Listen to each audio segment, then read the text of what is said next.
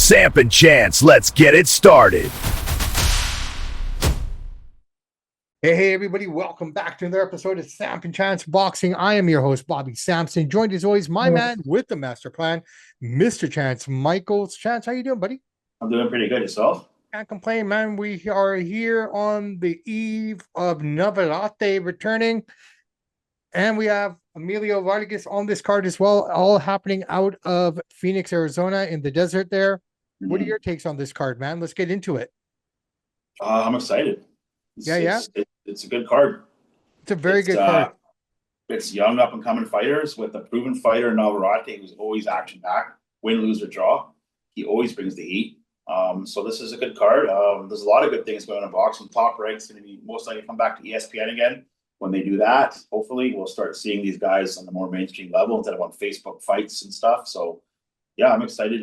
It's a good weekend of fights. It's not for the casual guy, but, you know, if you want to see good action, watch Navarrete, watch Vargas. They bring the heat. Let's break down the Emanuel Navarrete fight here.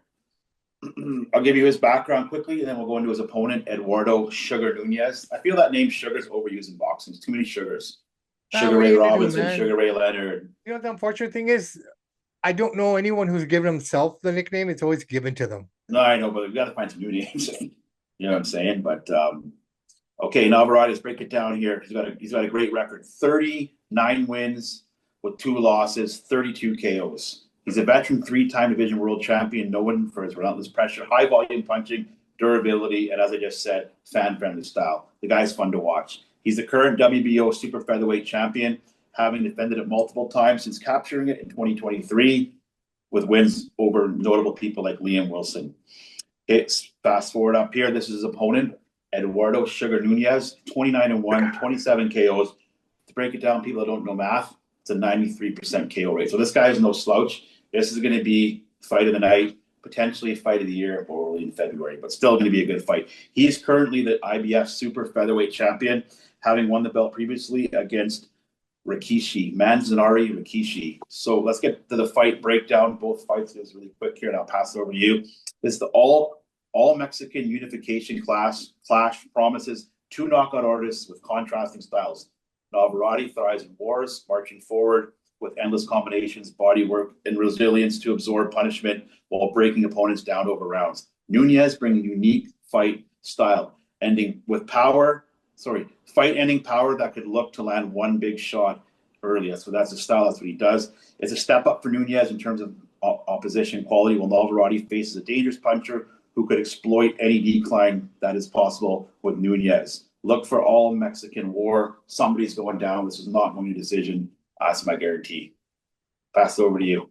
Dude, you basically summed it all up. There's really not much left for me to say here.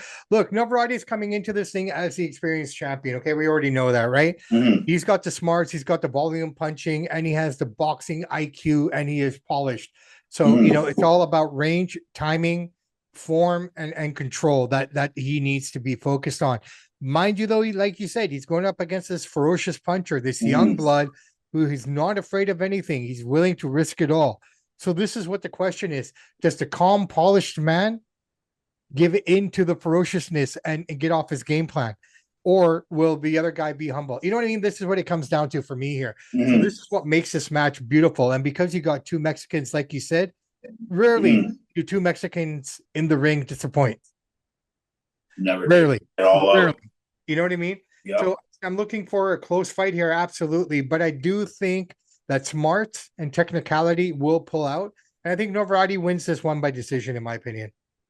I think Navarrete's going to stop him. I'm going to say round 7, round 8. Yeah, I'll probably go UD on this one, because I think, taking into account how unhinged Eduardo Sugar could be, you know, how's that game plan going to play out? I guess we'll see. But I think he's going to have to keep him at bay and use his technicality and his smarts to kind of, you know, his reach to keep him at bay. So that's why I'm going UD.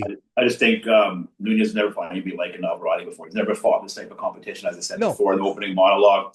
And therefore, Navarrete's out of mission. He wants to take that belt. I think he's going to round 7, 8. I'm going to say Navarrete, but we'll see what happens. Hopefully it's a good fight. I really don't care who wins. I just want to see a good fight. I have no skin in this game. But they're both both high action, both fun fighters to watch. Should be fun. No, also, yeah. So on this card as well, we've got Emilio Vargas versus Augustine Quintina. This is on the undercard of the match. I'm looking forward to this one too, man. You got some young blood here. It should be a lot of fun. What's your breakdown, Mr. Michaels? Emiliano Vargas record 16-0, 13 KOs. That's an 81% KO rate for those that can't do math off the top of their head. He's son of the former world champion Fernando Vargas. One of the first papers I ordered, I think I was 19. When I ordered with a couple of my buddies, that was when De La Hoya gave Vargas the beating of his life. Vargas talking all that crap. But his son's a great fighter. He's only 21 years old. He's born in 2004, April 16th. The guy's still a kid. He's still got a bright future. Augustin Quintana, give a little background on him. Veteran fighter, 25 pro fights. He's stepping up. He's just, this is basically a tune-up fight. I don't want to say that's a little bit, yeah, I would say it's a tune-up fight.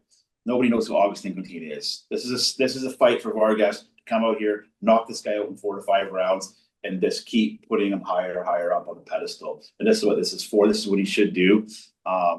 This is a prospect versus, I'll break it down, fight preview. This is the classic prospect versus experienced gatekeeper match. Vargas has been dominant so far, often ending fights early with precise power shots, bodywork combinations. He's coming off his longest fight to date, his longest time off to date, which should help him with the stamina if this goes deep. Quintana is solid record and could aim to survive early pressure and make it gritty, potentially testing Vargas' endurance again.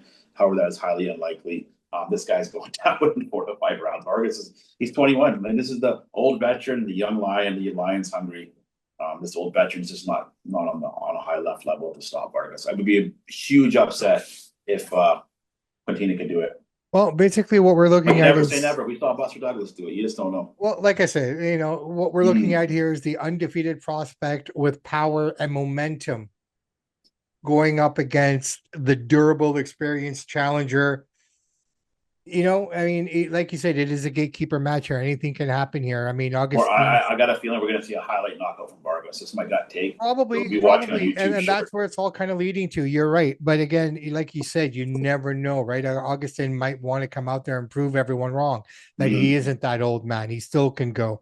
But all roads are leading that way, right? I mean, his IQ and his experience can only take him so far until he starts taking shots from the younger man here. And like I said, Vargas has nothing to really lose except go all out, right? So this is the kind of fight we're going to get here, but never say never, man. All right, so that's basically what's happening here this weekend. I think it's time to get into the stuff that people really want to hear us talk about here. Conor Benn, Zuffa Boxing. I know there's a lot more we're going to cover here, but let's get this one out of the way. Can I start? Go ahead. All right. I don't have a problem with Conor Benn signing with Zuffa. That's not the issue here. That's fine. I think what we realized this weekend, there is no loyalty in boxing at any level. There isn't. Okay. It's about money. It's the business. I get that. Eddie Hearn made a huge mistake, which he admitted himself. He said it enough times throughout this week now that he forgot that this was boxing for a moment in terms of loyalty and in terms of whatnot. He's never going to stop anyone from making money or going. I think the question here is how Conor did it. And I think that Conor was wrong in his approach. Like, hey, man, nothing against you signing. No, nothing there. There's no complaints there. I think the story here is it just shows how much of a disrespectful guy that Conor truly is, right? It's something that everyone was always saying. You were saying it. Yep.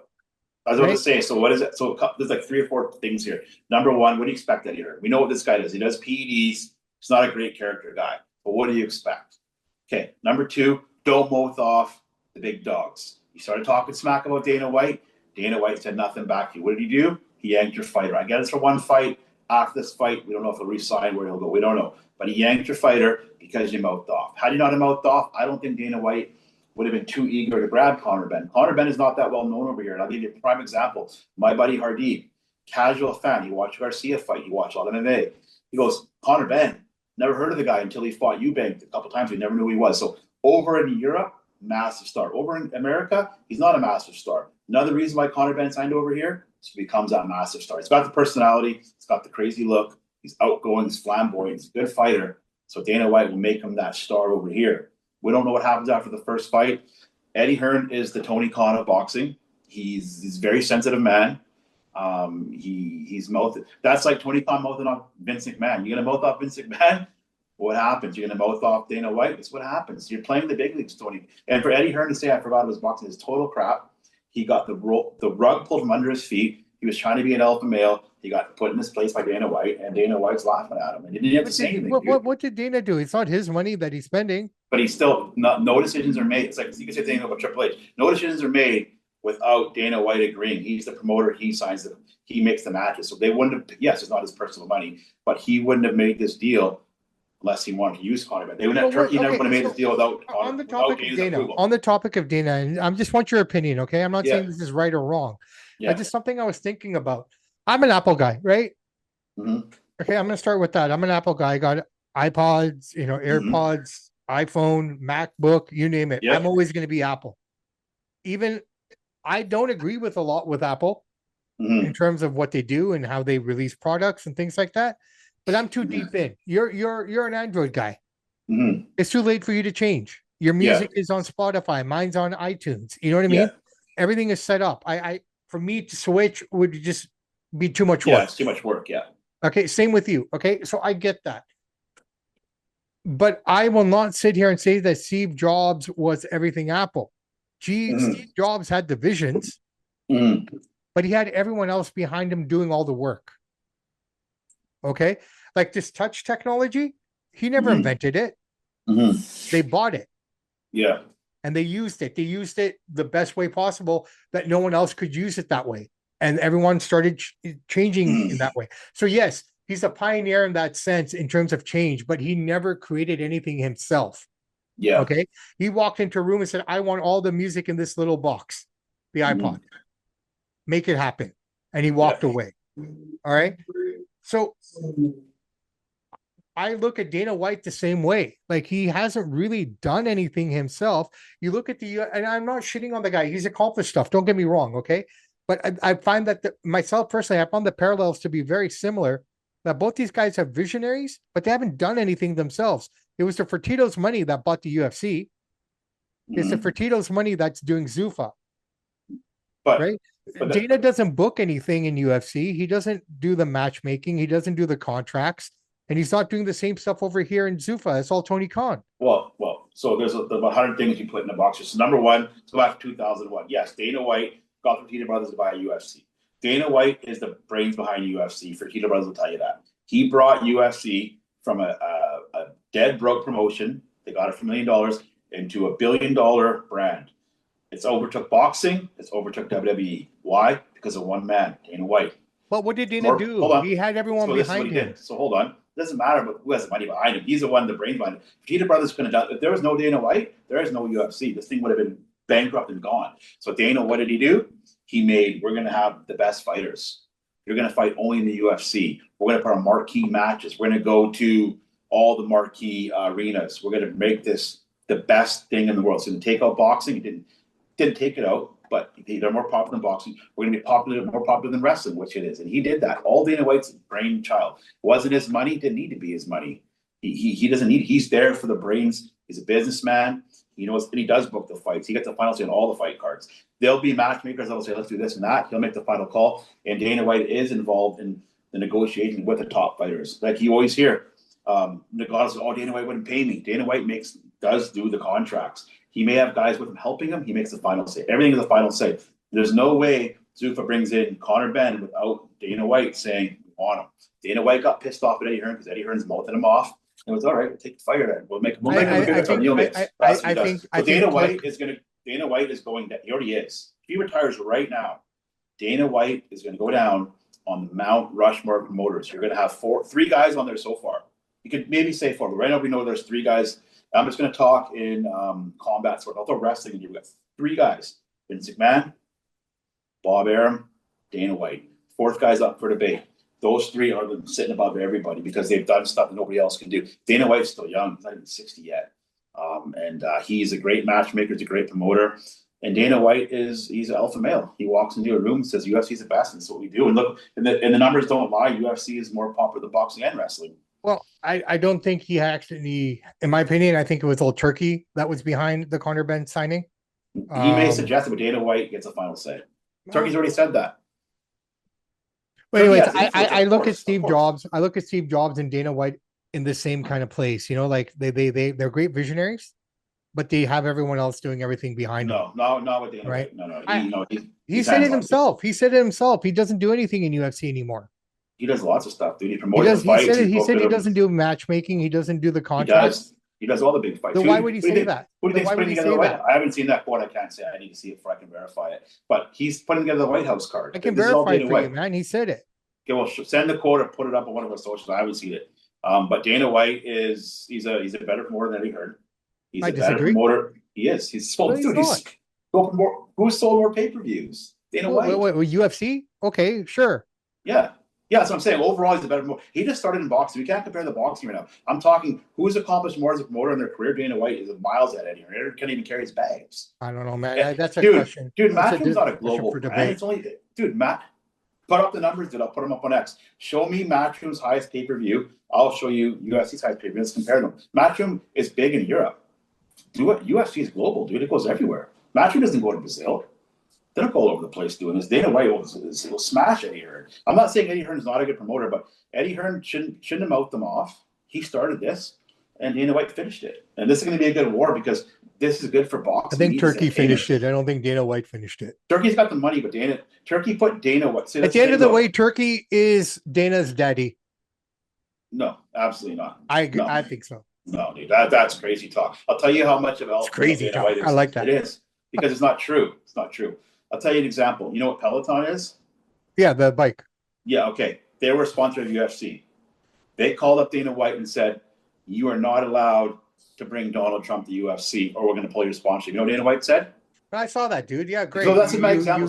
Nobody controls the contract of your bikes. Good. Yeah. Whatever. But what do you mean good? That's what I'm saying. He's a matter of principle. Dana White's a loyal guy. Yes, of course he's got the money guys in place. Everybody does. It's a business. You have to have guys with the money. That's what he is. That's what they have. That's what Turkey is. But Turkey respects Dana White. Turkey didn't need to bring Dana White to do this. Turkey wanted Dana White because he knows how good of a promoter he is. He knows how good of the product that he is. I've done with UFC. So Turkey's like, well, I did this at UFC. There's no reason we can't do this at boxing. And Turkey is a super smart guy. He wouldn't put Dana White there if he thought he was just a yes man that can't do anything. He wouldn't be there. Again, it is what it is, bro. Like I said, I have no issues with it. Like they've all done great stuff. That's not my point. It's just like, you know, why is Eddie Hearn mouthing up? Why are you mouthing up Dana White? I think it's just competition. Who knows, man? Who knows? Well, I think a lot of questions will be answered here on March 8th when it comes to what Zuffa is doing, right? Like right now, Zuffa is trying to get accreditation from the BBB, the British Boxing Board. So I don't know what that means. We'll see how that plays out. So they're trying to get their title recognized by different. Zuffa is here to stay, and I'm going to tell you guys right now. I know the boxing nerds hate hearing this because, like I said, stuck in a boxing bubble. They can't see the big picture. Is that eventually Zuffa will be within a few years top 1 or 2 boxing brands, and maybe they will be, but they need to fucking figure out this whole shit with the other governing bodies. It takes time, dude. Even my buddy Jerry has a hard time getting some of this stuff. So he's been doing it for 40 years in the local town. It's not that simple. There's a lot of politics at play. No. There's a whole bunch of stuff that's going on behind us that we don't even know. There's a lot of people in the boxing world that are pissed off. De La Hoya, Eddie Hearn, all these Frank Warren, they're pissed off because they know, holy crap, Dana White kicked their butt with UFC all over the place, slapped us upside our heads. We need Turkey to save us. Oh crap, now they're working together. We're in trouble. And so they want Zuffa to fail. They're going to try to tell their people, don't sanction this, don't give them this. If Zuffa is just a bubble organization in terms of boxing, because that's what Zuffa is supposed to be. They're supposed to be in a bubble. They're not supposed to be, they don't care about the governing bodies, right? They have no connection to them. They're running Zuffa, and that's why I don't have a problem with Zuffa myself personally, because if they're running it the way they're saying they're running it, then it's a completely entity. It has nothing to do with boxing outside of their little bubble. Okay, we could already see the stars are coming over little by little. We're going to keep plucking these stars, right? But when are those guys going to realize that they can't challenge for the green belt? They can't challenge for that belt. Not yet, but what I'm saying is the next couple of years you're going to see. But that means then Dana and Zuffa will have to bend and allow the sanctioning bodies in. Possibly, yeah. I'm not sure what his plan is. I can't speak Okay, for because him, that's the thing. That's the thing. If Jay Opatea wants to become undisputed, technically right now, the way it's set up, that's not going to happen. But what I'm saying is eventually what's going to happen here is these Zuffa belts will mean just as much as WBA, WBC belts. I can He's appreciate building to that. but they can't go for the other belts though. Yeah, right I know. now. Right now, yeah. Okay, so if you're a big name, like, okay, for example, the green belt, the WBC belt is that belt that everybody wants, right? That when you're a little kid growing up, what's that one belt you always dreamt about? Yeah, no, I get what you're saying, but what I'm telling you Okay, is so they're going to change all that. guys, right. But when those guys get there then and realize they can't contend for those, that's what I'm saying. Even Jay has said in interviews that he doesn't know how that works. He signed with them. No, nobody's denying that. But what I'm telling you is Right. they So keep grabbing these stars, and eventually so- it's not going to matter. Right. But what I'm looking forward to in March 8th here is when he comes to the ring, will he bring the IBF title with him? Can he? Sure. I can't say. I don't know. Okay. Because if he brings the title, then that means that the governing body should be present as well. But Dana doesn't want any of the governing bodies at his fights. He doesn't want them in the rings as they are normally. So because you know why he doesn't, right? No, that's fine. That's neither. Right, but so I can't say on it. I can't speak on it. I don't know. I don't know if he's bringing it. I can't say. Right. I know so why does that mean doesn't want them around. So the question is, will IBF strip him then? I don't know. Because if Zuffa is not recognized by the governing bodies and whatnot, does that fight count against those records, or is this a brand new record? You know what I mean? No, these records would count. No, the records, the professional boxing record is never changes. Well, I'm not sure the belt system though. Yeah. All right. So Conor Benn, very disrespectful. Always has been. No, he has been. But I think what makes this worse, it's not the fact that he, like, okay, maybe in England and in Europe, it's hitting harder.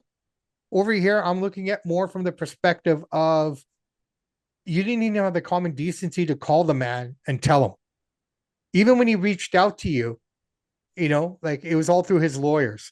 Like when nobody would stand on a hill for you. You know, say what you want about Eddie Hearns. He defended his guy. He did what he was supposed to do.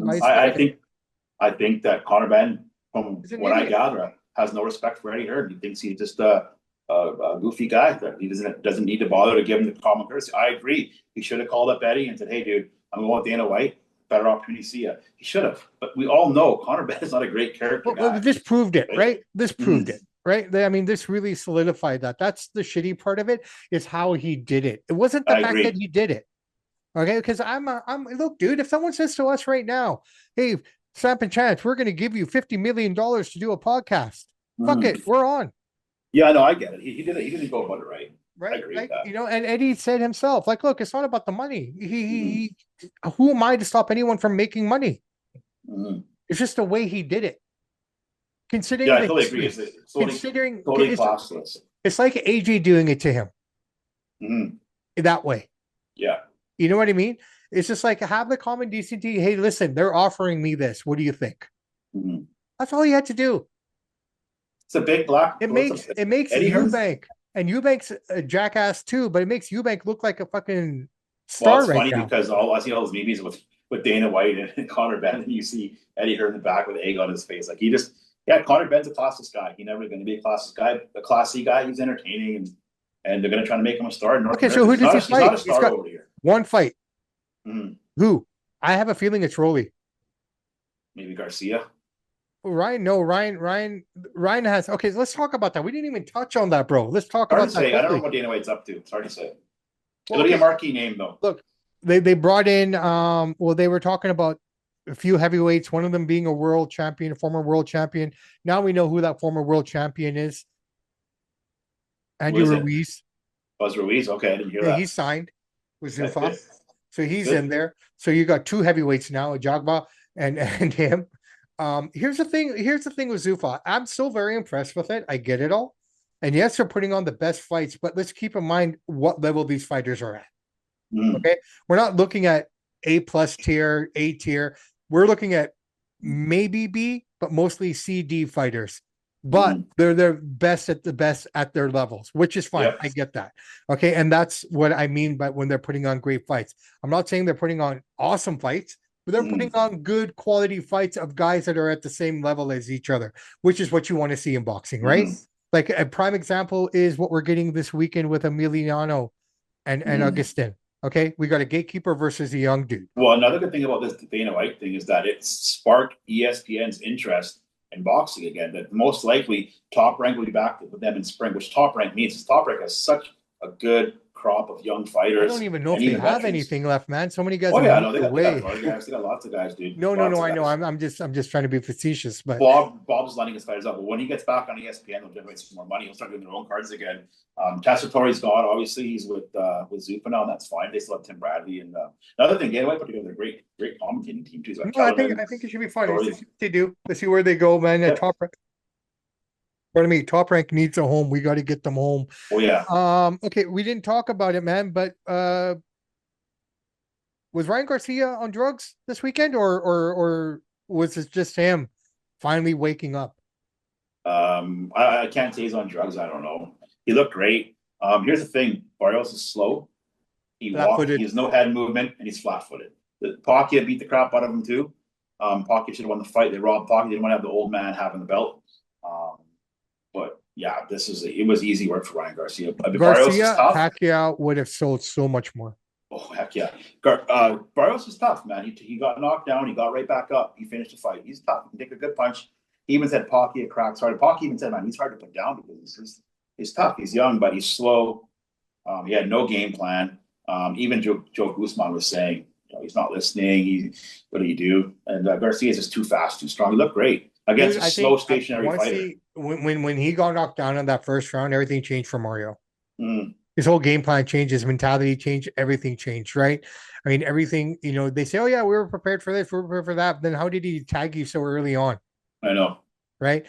It's a clubbing blow on the top of the head, but Garcia looked good. I give him credit. Amazing. The one thing Ryan did show me is his depth a little bit. Everyone kept waiting for the left, but it was that right that came out of nowhere and did the damage as well, right? The constant body shots. Mario did not cover himself up. He just ate shots.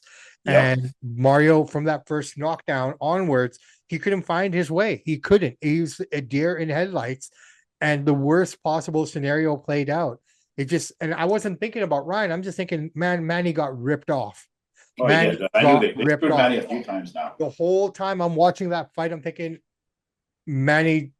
Now, I'm not saying Manny would have beaten Ryan, but he would have given him a better fight than Mario did. I'll tell you that. Exactly. That's what I'm saying, right? He would have been more challenging, more movement, more footwork. Oh yeah, weird angles. Shit, man. Based on that, what I just said, I think he could have even probably had a good chance of beating Ryan. You never know what Ryan's going to come in there, right? Right? Because Garcia doesn't do well against guys who move well. Yeah, and Pacquiao's frustrating, right? And speaking of that, I'll segue us into Pacquiao and Mayweather too, man. I don't know what the ticket prices are going to be, but they're going to be expensive for this one. Well, dude, and people are saying Mayweather. So the funny thing is, Mayweather's fighting Tyson in May. That's on still. Pacquiao's fighting Ruslan Provodnikov in April, which I'll be at. So they're both having tune-up fights, exhibition fight, and they're going to fight each other here. This is a good fight in a simple fight. I get it. 48, 47, they're not in their primes anymore. But Floyd is 50-0. That O's got to go. Pacquiao even said it. I'll read you his quote. So the smack talk has already begun. Pacquiao said this: I want Floyd to be forever haunted by the loss on his professional record, and I'll always be remembered as the one who gave it to him. So Pacquiao, for this fight, is going to go for broke.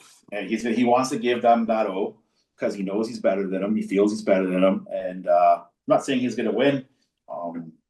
This is a chance to muddy up Mayweather's name. Mayweather needs money because he wouldn't have came back. Why would you risk your professional record with 50? We can do exhibition fights against Mike Tyson. So Mayweather wants a couple big paydays, right? And who better to fight than his arch nemesis? He can do some big numbers here. It's gonna be fun. A lot of people are dogging on it, and that's fine. But they'll all still watch it, though. That's a fun. Okay, part. but a lot of them. Okay. Here's how I look at it. Okay. You got Manny Pacquiao versus Floyd Mayweather. I'm gonna say it. If there should have been a part 2, it should have been 10 years ago. I think that's fair. Okay. But we are getting it again. Now, why is Floyd coming back out of retirement? This all has to tie in with the fact that he's suing Showtime for $370 million. Okay. This kind of ties into what I was saying one time earlier before to you, that is Floyd broke. I said that. I I don't know if he's asked you. broke, but he's getting tight. Well, but that's what I'm saying. So why one off? You're suing them for this much money. Now you're coming out of retirement and risking your record against a guy that's been way more active than you. Mm-hmm. Okay, professionally and exhibitionally. What Yeah. he did with Mario Barrios. Okay, Floyd had a birthday this week too. Mm-hmm. Yeah, So he he's did. not right. So he's not getting any younger. He's getting older.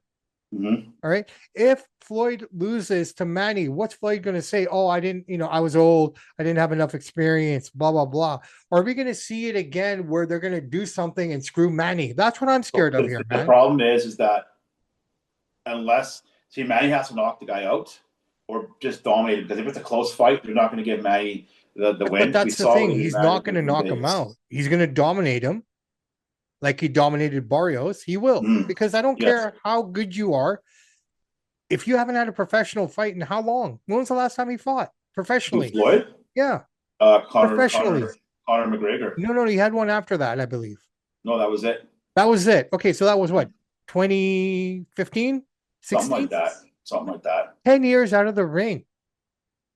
He still keeps himself in great shape. He keeps himself in great shape. You can be in shape and everything, but until you actually get in the ring, we always say that's the difference. Well, that's why he's doing that tune-up with Mike. Which Mike Tyson's a completely different fighter than Manny Pacquiao, but yeah, he's doing that flight. Yeah, but if you even look at the tune-ups are fucking silly. It's more of a tune-up for Pacquiao than Floyd against Tyson. I know. Yeah, Floyd's 49 now. He just turned 49. Right. So he's coming in at 49 years old. Pacquiao 2017 was his last. It was 2017 when he fought. 2017. Okay, so we're 9 years removed from that. Okay. Mm-hmm. And by the time this fight happens, it'll be about 9 years. What's Pacquiao? 46, 47? Pacquiao's going to be 47. It's 46. Okay, so Floyd's 2 years older. Mm-hmm. Hasn't had a professional fight in 9 to 10 years. Mm-hmm. The exhibition fights that he's had were stupid. Mm-hmm. Okay, they were just jokes, to be completely honest. All right. I'm not saying Pacquiao's exhibitions were any better to that, but the competition was a little bit stiffer still, even in those, right? And even in those exhibitions, those guys going up against Manny wanted to beat Manny up to get their name out there because it's a name thing, right? Yet you have Manny having actual professional fights, world championship fights in this time. So who's better suited to be in the ring? Well, Manny is for sure. Floyd knows Manny. Floyd knows Manny's a dangerous guy. He gave me a lot of trouble. It's weird angles. But politically, there's Floyd won't do anything without not knowing how he can get out of it. Mm-hmm. So my concern is what politics are going to play and what techniques or tactics they're going to use to win this fight. If it goes to decision, we all know who's getting it. So Manny's got to find somebody. That's the thing. I don't know if he can knock him out. I just don't. Maybe he doesn't. Manny's never been a knockout guy, right? Who? Manny's never really truly been a knockout guy. Maybe early in his career. He was a killer in his career. I mean, his last time he knocked somebody down, I was there, was Keith Thurman in 2019. He knocked him down right away. Right. He's never really fight. He didn't knock Ugos down. He didn't knock Barrios down. But Pacquiao, he'll put the hands on you. I think every fight he's had, he's knocked. Except for a few fights, most fights he's at least knocked somebody down or knocked them out. So. Right. Okay. So Dan Rafael put this out, the undercard for this card. Okay. That guy's a real smuck, by the way. Okay. So anyways, I'm just going to read this to you. I don't know if this is true or not. And I'm not even sure who's who here, except for the first one. Cotto versus Mosley. Are we talking the old Cotto and the old Mosley? Miguel Cotto and Shane Mosley, yeah. Yeah. Tyson versus Lewis. Who's that? He's just mocking it. It's not real. Oh, but that's what I'm saying. But this is what he's showing, right? And Julio Cesar Chavez. Oh yeah, no, he's just trolling. He's just mocking it. But would you watch Cotto Mosley again? I mean, how old I would, but that fight won't be happening because Mosley is so like, I don't know if you've heard him talk. Yeah, I know. He's pretty broken. Yeah, we don't know the undercard yet. They haven't announced it. He's just saying that to be like facetious, they're fighting. No, I know. I'm just throwing it out there. Kind of interesting, right? Yeah. Okay, so we got that happening. Wow. I'm happy with it, man. Here's the thing. Here. So a lot of the boxing guys are like, oh, this is too late. They should have. Of course, no, they're not. Manny and Floyd aren't saying we're in our primes. A lot of the people complaining about this. They're saying is we're world-class athletes. We can still go. We know Manny can still go. He just put on a good showing, so we can still go. Floyd is the kind of guy, such a good athlete. He's so well trained that he wouldn't come out there. He's been training for a while now. and he's feeling it like, can I still go? Can I beat Manny? Can I still do it? He wouldn't have come out there and risk that O. That O is everything to Floyd. If he loses that O, I get it, which is why I have a feeling, regardless of what happens, Floyd's only taking this fight as a guarantee, knowing that he won't lose his O. if it goes, but it's never guaranteed with Manny though, because he cracks. Even Barca said he cracks. So Floyd's 49. He can. I mean, but again, we saw Vegas, how Vegas treats Manny. No, I know, but the thing is, Floyd's 49 now. So just think, maybe his chin ain't what it was. Maybe his ribs and his core ain't as strong as it was. And Manny, we all know, as Barca said, man, that guy can crack. He's one of the hardest hitters I ever faced. And Manny was 46 and he's punching Barca. So if Manny can keep that hard hit, maybe a body shot will put Floyd down. You know, never know it. Floyd, we know Floyd's slick. He's going to run around. Manny's going to chase him. Floyd's going to run around. Manny's got to catch him somehow, and hopefully he can just bully him around. Because we know Floyd doesn't want to stand up tall with him too much. If Floyd starts to run around, the only problem I see with Manny, and this has been an ongoing issue, is his legs. They're okay last fight. He was fine. Didn't bother him. We didn't even talk. Congress didn't even mention it, right? So I think it's a one-time thing, but either way, all the guys that are smack talking it, every one of these guys is going to watch the fight. Every one of these guys that smack talks Jake Paul will watch the fights. Look, I said this. I said this in our boxing group. I said it doesn't matter what we think. We're still all going to tune in. We're all still going to watch.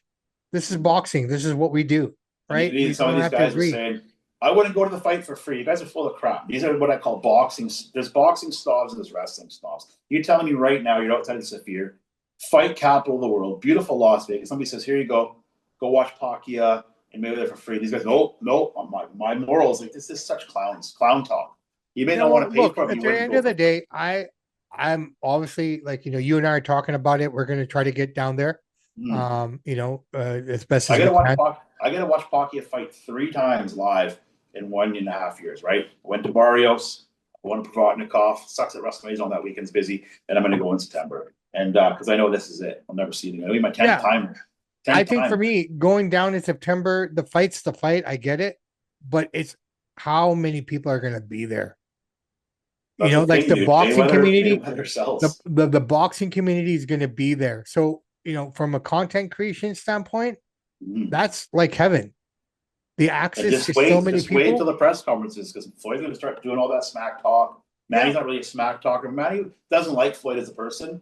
And so Manny is a nice guy, but he'll fire back a little bit. Not as obviously as deep as Floyd will go, but that's gonna be fun.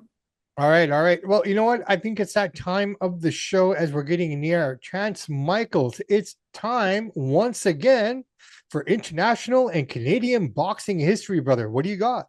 We're gonna tie this into something that happened last weekend. I talked about in the show, but it actually was created in 1949. I was talking to my buddy about the show, Brings the Ring Guard stuff, and so we're going to break it down here. Buckskin gloves, as I mentioned last show, that happened at the River Rock, was pretty good crowding. They had like 500-600 people there. Okay, here we go. One of British Columbia's most historic Indigenous boxing tournaments revived. Buckskin gloves we just had and returned strong to kick off on February 20th at 7 p.m. at the River Rock in Richmond, BC. Why I'm saying that? This is the history part. It was launched originally in 1949 by Grand Chief Andy Paul during challenging times for the Indigenous communities. This event featured 12 matchups with elite Indigenous boxers from across Canada, flyweight to super heavyweight, standout bouts, East versus West, lightweight clashes. So this guy created in 1949. It's been doormat for a while. Finally, they decided to bring it back in 2026. Buckskin gloves, created in 1949 by Grand Chief Andrew Paul. Now we're going to fast forward over to boxing history. This is American for everybody. February 24th, 1989, Roberto Duran captured the WBC middleweight title with a split decision victory over Iron the Blade Barkley at the Atlantic City Convention Center. At the age of 37, this win added to Duran's remarkable 4-division legacy, proved his enduring skill late in his career. I put a picture of it up on X to check it out.